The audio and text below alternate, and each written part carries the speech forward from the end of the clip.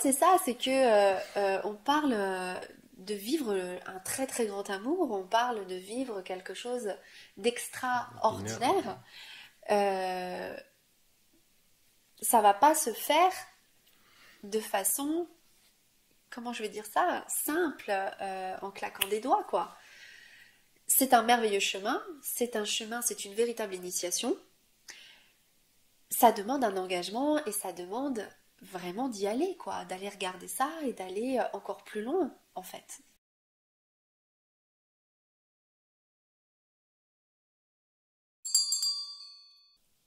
Bonjour à tous. Bonjour.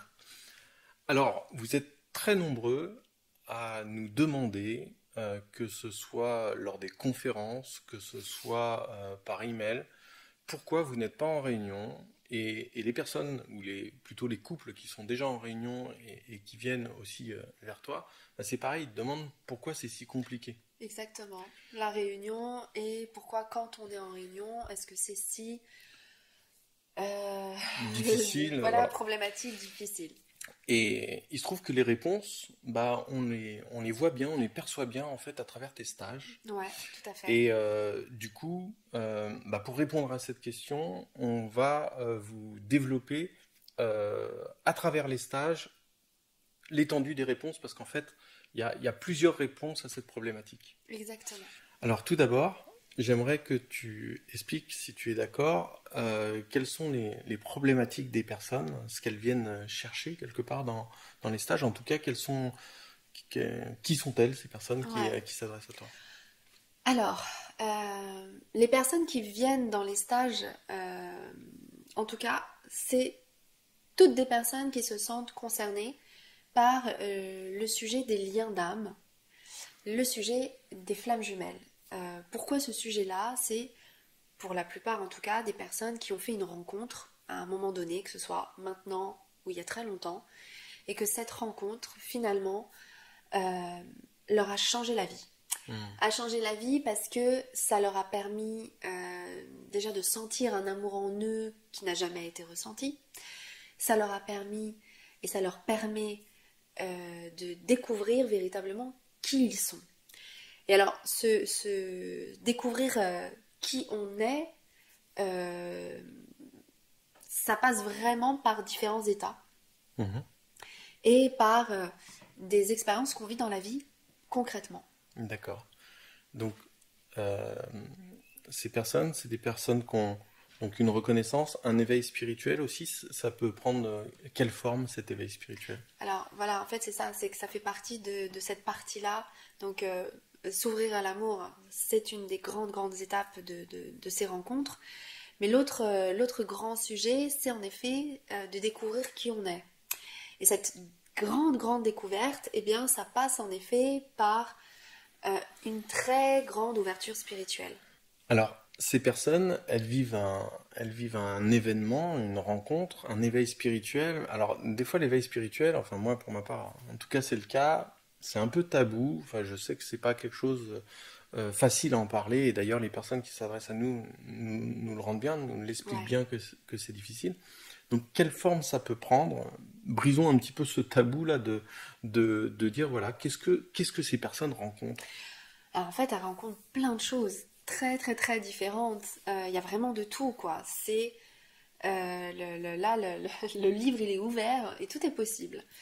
Mais voilà, pour donner quelques exemples, bon, déjà, cette notion d'amour incroyable, intense, qui fait qu'en fait, on ne pense à l'autre que tout le temps. On n'arrête pas de penser à l'autre, on est tout Hmm. le temps dans des grands états d'ouverture, d'amour pour l'autre. Il y en a même souvent qui disent j'aimerais que ça sorte de ma tête là, de me lâcher un petit peu, être Exactement, tranquille. Il y a des situations très difficiles qui sont vécues. exactement. Alors là, voilà, là, on rentre vraiment dans la problématique. C'est vrai que pour beaucoup, en tout cas, c'est tellement rare de vivre ça que c'est très difficile à vivre.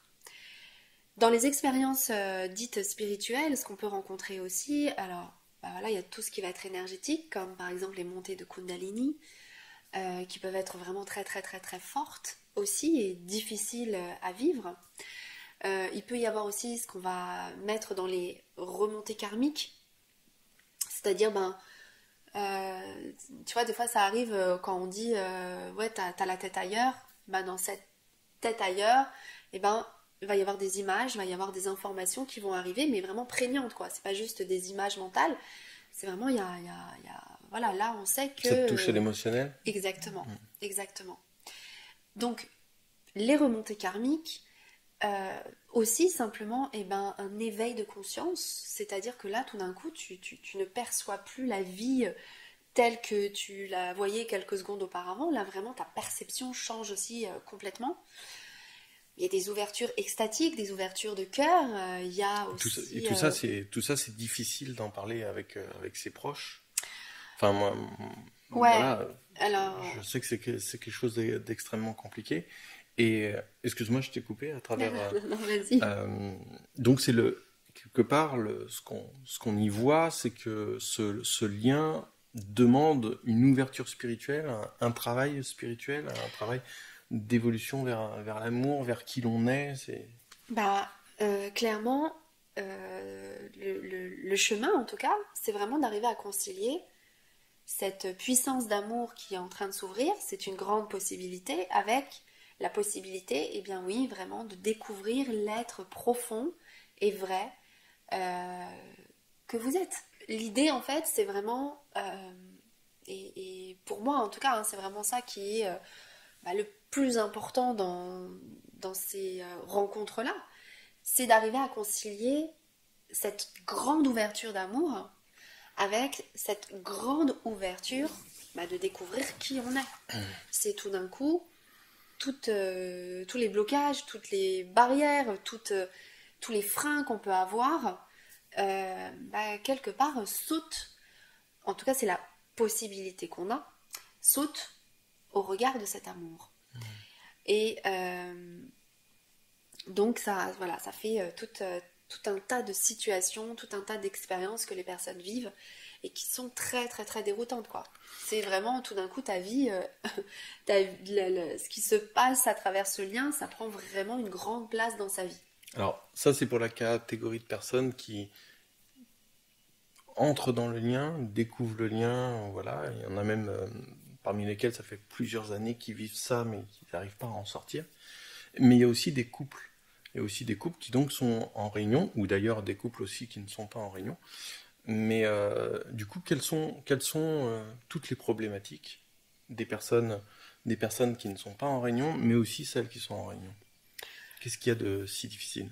Alors, en fait, la question, elle est complexe parce que... C'est pour ça qu'on a pris cet angle, Ouais. cet angle pour en parler. Parce que déjà, en fait, ce qu'il faut savoir, c'est qu'est-ce qu'on va appeler être en réunion, pas être en réunion. Bon, chacun va y mettre une définition. Moi, je vais partager avec vous la mienne. Pour moi, aujourd'hui, je fais une distinction entre surtout être en pré-réunion et être en réunion. Parce que finalement, je pense qu'il y en a beaucoup, beaucoup, beaucoup qui sont en pré-réunion. C'est-à-dire que d'une façon ou d'une autre, on est en relation avec l'autre. Alors, je m'explique. C'est à vraiment distinguer avec le sentiment d'amour. C'est pas parce que je ressens de l'amour pour quelqu'un d'autre, que ça veut dire que je suis en pré-réunion. Ça n'a rien à voir avec ça. Cet amour, il est là, mais d'une façon ou d'une autre, il y a une réciprocité du lien.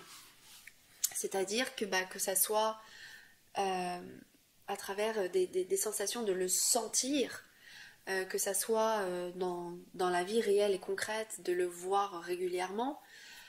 Là, on est dans la pré-réunion, c'est-à-dire les deux êtres sont en présence, il se passe quelque chose entre les deux, et donc Il y là, a comme un embryon voilà, de reconnaissance de cet amour c'est inconditionnel. c'est ça. Mais pour autant, il manque des choses. Et il manque des choses, et puis il y a aussi beaucoup de choses à enlever. Donc ça, c'est la phase de pré-réunion. D'accord. Dans la réunion, pareil, quelles sont les problématiques des personnes qui sont en réunion et qui ont besoin du coup d'avancer, qui ont besoin de changer des choses, qui ont besoin de guérir? Alors, déjà, je vais quand même préciser que de la pré-réunion à la réunion, cette étape, elle est centrale, quoi, parce que c'est vraiment l'étape où on passe d'un chemin solo à un chemin duo. C'est-à-dire que la pré-réunion, c'est les deux qui sont en train d'aller l'un vers l'autre. Et ce être en train d'aller l'un vers l'autre, ça passe par ce que je disais tout à l'heure, c'est-à-dire grandir en amour, donc accepter l'amour qu'il y a là en nous, en vous, et qu'il n'y ait plus de barrière à ça. Parce qu'à cet endroit-là, on va mettre plein de blocages, on va mettre plein de freins. Voilà, c'est pas facile hein, d'aimer, hein. C'est pas facile d'être pleinement Et d'être aimé. Il et y a d'être aimé. beaucoup de personnes qui ont, et qui d'ailleurs, c'est une problématique qui les pousse à avancer, c'est qu'ils ont cette difficulté à être aimés. Tout à fait. Donc, D'être aimé, d'accepter d'être aimé. Donc, et puis, pareil que je disais tout à l'heure, c'est-à-dire qu'il y a aussi tout ce chemin d'aller vers qui on est vraiment. Et ça, c'est la pré-réunion. Et la pré-réunion, c'est que chacun est en train de faire ce chemin-là, plus ou moins individuellement, et est en train d'arriver à un moment en duo. Et là, quand le duo se retrouve face à face, donc là, en réunion, alors c'est ce que j'allais dire, mhm, conscient de ce qui se passe mhm, entre l'un et l'autre, et avec la volonté d'avancer ensemble, là, on commence à être vraiment dans la réunion. Parce que ce que je vois, moi, dans les stages, c'est qu'il y a vraiment trois grandes problématiques. Premier gros problème, ça va être tout ce qui est lié au karmique. mhm. C'est-à-dire que les âmes, les deux personnes, les deux êtres ont une histoire commune d'âme, de vie en vie. Et là, dans cette phase de réunion, elle se revit vraiment très fortement. Donc ça, c'est la première problématique et qui est quand même assez forte. Deuxième grande problématique, ça va être la blessure originelle. Alors, la blessure originelle, on peut aussi l'observer quand on est dans cette phase de pré-réunion. Ouais. Elle vient faire des relents quand même, même dans son parcours solo. Mais toutes, même le karmique. Ah oui, bien sûr, le Enfin, karmique... on y viendra après. Ouais, dans le karmique, en pré-réunion, même par rapport au karma du haut, Mhm. se voit. Mais dans la réunion, le karma du haut, voilà, il a un vrai rôle, quoi. Il a un vrai impact sur la relation concrète aujourd'hui. Il y a la blessure originelle. La blessure originelle, elle, c'est ce qui va faire que, même quand on en est là, on n'a peut-être pas encore pleinement ouvert son cœur. Ça, pour moi, c'est la grande conséquence de la blessure originelle et qui, voilà, avoir, on va dire, une ouverture de cœur ultime. Mais de toute manière, l'ouverture de cœur, c'est le fil conducteur de tout le parcours, de toute façon. Et puis la troisième grande problématique, c'est l'ego. Alors, ce qu'on va vraiment appeler l'ego, là pour le coup, c'est vraiment lui, c'est-à-dire toutes nos mécaniques, tous nos mécanismes de défense qui nous protègent. Et heureusement qu'elles nous ont protégés. Mais au regard de ce lien et de cet amour, ça peut au contraire renforcer les blessures, renforcer. En fait, c'est vraiment comme si c'était le dernier rempart, peut-être avant la fin, mais en tout cas là, à cet endroit-là, l'ego, il se renforce d'autant plus. Donc voilà, en réunion en tout cas, les trois gros problèmes. Donc en fait, ce qu'on vous dit là, c'est les personnes qui se présentent en duo, qui n'ont pas finalement pu guérir ça avant, parce que quelque part, alors on va venir aussi aux problématiques des personnes qui se présentent en étant en séparation. Ouais, bien sûr.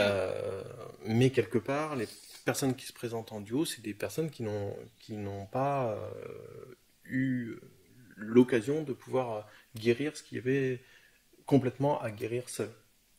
Alors, oui, et en même temps, je dirais que c'est un peu la chance qu'on a aujourd'hui. C'est-à-dire que, alors, même si on peut regarder les choses sur le karmique, donc c'est vraiment de vie en vie. De vie en vie, on a forcément avancé, on a forcément évolué. Je vais pas rentrer dans ces explications-là, mais on peut quand même considérer que on a évolué. Mais pour autant, il n'y avait peut-être pas encore les outils qu'on a aujourd'hui et qui permettent de faire en sorte que quand on retrouve son autre, on puisse vraiment faire passer les choses, faire passer le duo à autre chose. Ce que j'essaie de dire par là, c'est que, ok, on s'est rencontrés de vie en vie, bien souvent, ça n'a fait plutôt que renforcer les blessures plutôt que de les guérir. Je dirais qu'aujourd'hui, c'est un petit peu ça la chance qu'on a, c'est que on retrouve un être qui va nous éveiller totalement. Là, on est vraiment dans un éveil duo. Et cet éveil duo, autant avant, ça pouvait être très compliqué à vivre dans d'autres vies, j'entends, autant là, maintenant, eh bien, on a la possibilité de pouvoir vraiment préparer ça. Et c'est, à mon sens, pour ça qu'il y en a autant qui se retrouvent, qu'il y a autant de personnes qui se reconnaissent dans un lien de flamme jumelle, qui reconnaissent leurs jumeaux. C'est parce qu'il y a vraiment la possibilité de guérir, d'appréhender et de vraiment faire évoluer cette partie-là de l'âme.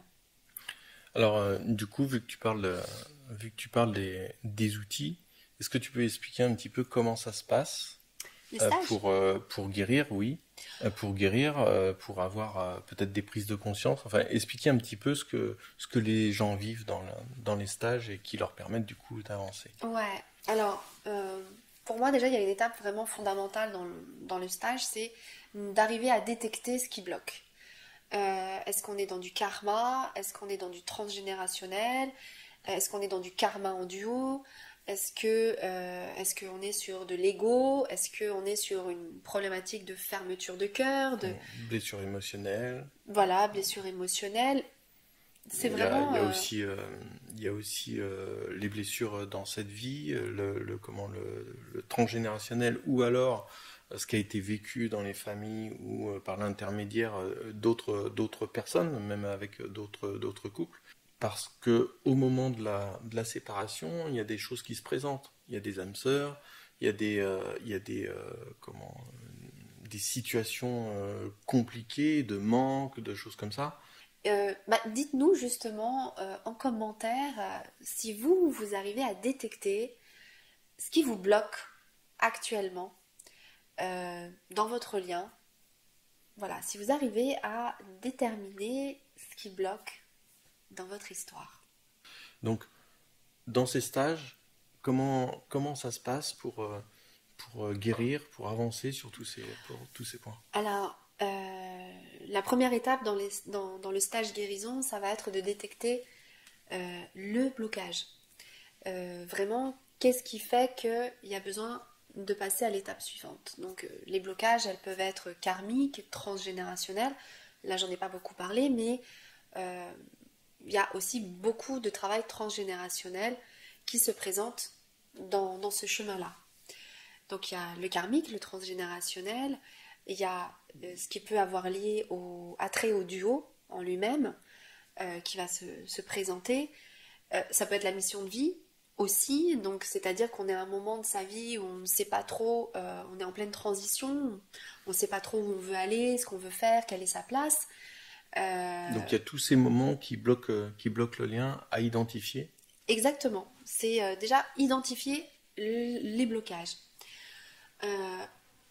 Ensuite, on va vraiment rentrer là dans ce que moi, en tout cas, je propose dans les stages, qui va être du travail plus émotionnel, énergétique et un temps véritablement puissant qui va permettre d'aller vraiment rencontrer son histoire d'âme, d'aller rencontrer alors peut-être les mémoires akashiques, peut-être même des rencontres avec des défunts, enfin en tout cas une expérience d'ouverture totale de conscience, de cœur, d'énergie, et qui permet là que les informations puissent venir à soi.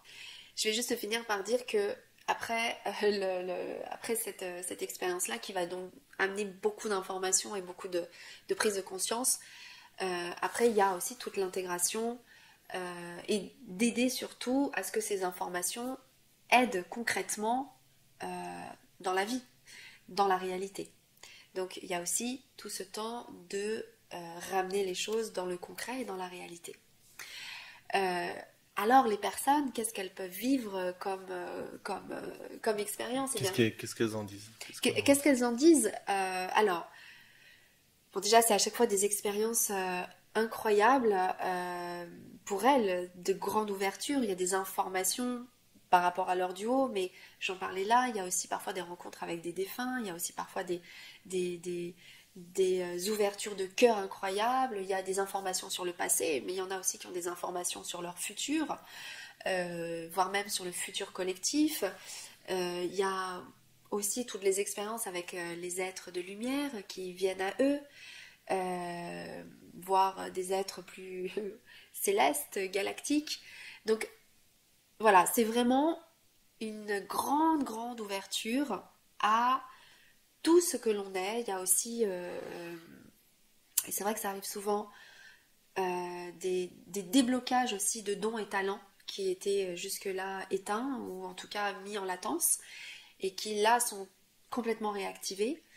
Voilà, des dons de médiumnité, de clairaudience, de clairsentience, de sentir les énergies, de sentir même des présences plus vastes. Donc il y a vraiment tout un panel d'expériences et puis aussi avec l'autre de vivre vraiment des points d'information importants par rapport au duo même et aussi de comprendre justement comment faire avancer le lien et la relation. C'est la question que j'allais te poser, c'est du coup de toutes ces expériences-là, en quoi ça sert le duo, en quoi ça sert le lien, en quoi ça permet d'avancer sur son parcours? Alors, ce qu'il faut comprendre, et peut-être même accepter, c'est que, et c'était ta première question, c'est pourquoi est-ce que je ne suis pas encore en réunion? Et là, c'est vraiment une observation, hein. C'est pas du tout, mon point de vue, mais c'est une observation. L'observation que j'ai, c'est qu'aujourd'hui, tous les couples réunis, à un moment donné ou un autre, découvrent vraiment déjà qui ils sont, donc dans leur totalité, dans leur globalité, dans leur dimension spirituelle, dans leur mission de vie, dans leur potentiel, dans leur énergie, dans leur réalisation. Donc ils sont dans une très grande authenticité d'eux-mêmes. Et puis, ils sont aussi dans une très grande ouverture d'amour. De plus en plus. Alors, pour faire le pont là, c'est que, eh bien oui, tant qu'on n'a pas complètement, tant que vous n'avez pas complètement enlevé les blocages et enlevé les freins, enlevé les blessures qui empêchent qui vous êtes en toute authenticité et en toute liberté de s'exprimer et de s'incarner dans cette vie, avec tout l'amour qu'il peut y avoir à cet endroit-là, eh bien, c'est que le chemin est encore en cours. C'est qu'on est soit encore en séparation, soit encore en pré-réunion. Et tant qu'on passe pas à l'action, en fait, la réunion n'est pas possible ou n'est pas... Ouais, alors ça aussi, c'est quelque chose... N'est pas, en tout cas, pas abouti complètement, on voit sur certains couples. Alors, pour beaucoup, en fait, c'est vraiment quelque chose qui fait boule de neige. C'est-à-dire que plus on va avancer sur ce chemin, et plus quelque part ce chemin s'ouvre à soi. C'est-à-dire que ça vient pas tout seul. Il y a vraiment besoin de son libre arbitre. Il y a vraiment besoin de sentir que il y a là des étapes qui sont faites, c'est-à-dire, ouais, on veut avancer, on avance. Et ce faisant, il y a les ouvertures, les opportunités, les bonnes personnes qui viennent à soi pour permettre cette avancée. Donc, c'est pas quelque chose qui vient tout seul. C'est quelque chose qui demande une vraie démarche. C'est quelque chose qui demande une véritable volonté Responsabilité même. et responsabilité, en effet. Mais ce qui est sûr, c'est que ça vient pas tout seul. Donc, il y a des deux. Il y a je fais le pas. Et c'est pas forcément moi je le redis très très souvent, ça demande vraiment de très forts engagements, ça demande vraiment de... Aussi grand que l'amour inconditionnel. Mais en fait c'est ça, c'est que on parle de vivre un très très grand amour, on parle de vivre quelque chose d'extraordinaire. Ça va pas se faire de façon, comment je vais dire ça, simple, en claquant des doigts, quoi. C'est un merveilleux chemin, c'est une véritable initiation. Ça demande un engagement et ça demande vraiment d'y aller, quoi, d'aller regarder ça et d'aller encore plus loin, en fait. C'est ça l'invitation, c'est j'ouvre mon cœur, bah tu peux l'ouvrir encore plus. Et là, il est là, bah je peux l'ouvrir encore plus. C'est vraiment ça, cette invitation d'aller vers l'amour le plus grand qui soit, avec toutes les merveilleuses conséquences que ça peut avoir. Alors, puisqu'on est dans les stages, autant aller jusqu'au bout de la démarche. Est-ce que Ouais. tu peux expliquer à combien de personnes ça s'adresse? Comment c'est organisé? Comment il faut faire pour s'inscrire? Enfin, Ouais, voilà, comme ça, au moins, on aura fait le tour du sujet. Alors, donc le stage guérison, il y a un maximum de 14 personnes qui peuvent être inscrites. Ça se passe dans un merveilleux château, pas très loin de la région parisienne, qui est confortable, qui est plutôt... on est vraiment dans quelque chose de doudou, de chaleureux, de très convivial. Alors parce que ça aussi c'est très étonnant, mais à chaque fois dans les stages, c'est des rencontres karmiques fortes, vraiment. C'est de là belles histoires. de vraies histoires Ouais. aussi, âme, amitié, qui flamboient dans cet endroit-là aussi. Donc Il y a même eu des histoires karmiques, visiblement. oui, oui, Ouais, ouais. c'est ça, c'est qu'il y a vraiment des, euh, des rencontres qui ont besoin d'avoir lieu et qui ont besoin d'être guéries aussi. Donc voilà, 14 personnes dans un château, pas très loin de la région parisienne. Et donc voilà, on passe tout un week-end à, à aller rencontrer tout ce que ce lien a besoin de faire avancer. D'accord. De toute façon, on mettra les liens sous la description pour les personnes qui veulent s'inscrire. Et puis, il y a d'autres informations. Euh, je voulais... Oui, vas-y. Ouais, je voudrais juste quand même préciser que c'est un stage qu'on ne propose pas souvent non plus. Donc c'est pour ça que enfin voilà, que j'essaie de faire des groupes assez voilà, 14 personnes, c'est un chiffre intéressant. On n'est ni trop ni pas assez. En tout cas, on peut se concentrer sur chaque personne. Mais voilà, c'est pas des stages qui ont lieu tout le temps. Alors, dans les problématiques que rencontrent les personnes qui sont en séparation ou en réunion, bah, il y a aussi des problématiques sur la sexualité, il y a des problématiques sur la communication. Est-ce que tu peux en parler un petit peu? Ah ouais, la communication. Alors, la sexualité, ça c'est pareil, c'est un sujet très important parce qu'elle peut avoir plusieurs sources euh, très différentes et c'est un blocage.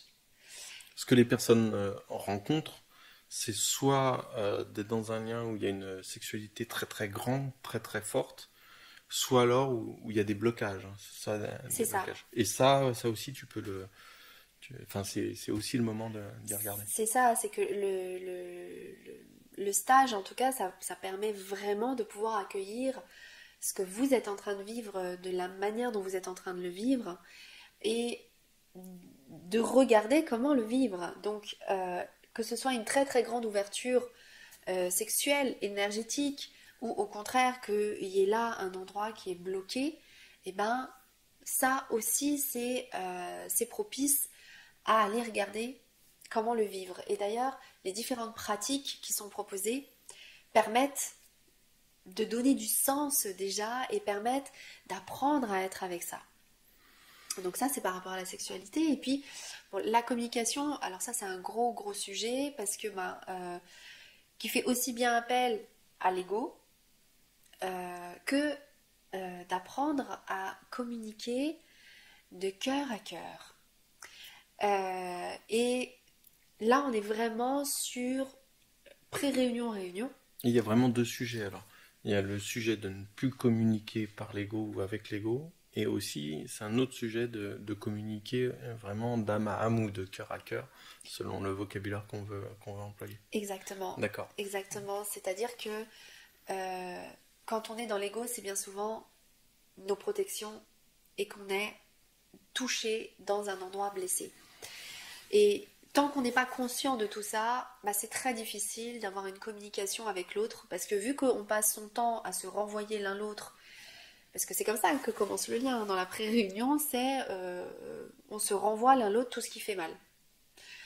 L'autre me renvoie ce qui ne va pas quelque part, et ce qui ne va pas est vécu comme une agression, est vécu comme quelque chose qui fait mal. Et bien évidemment, quand on a mal, on se défend, on se protège.